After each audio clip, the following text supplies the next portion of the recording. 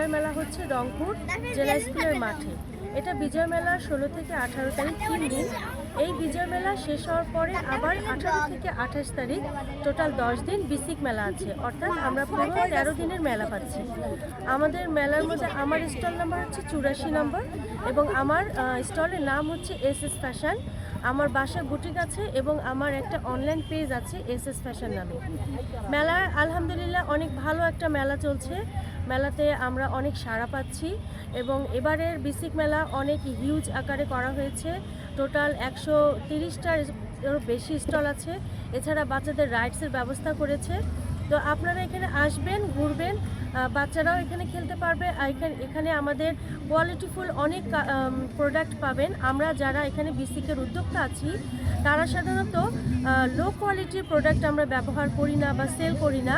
আমাদের প্রতিটা প্রোডাক্ট পাবেন আপনি 100% কোয়ালিটিফুল এবং এই সকল প্রোডাক্ট পোশাক পরে আপনি ভালো জায়গায় চলাফেরা করতে পারবেন।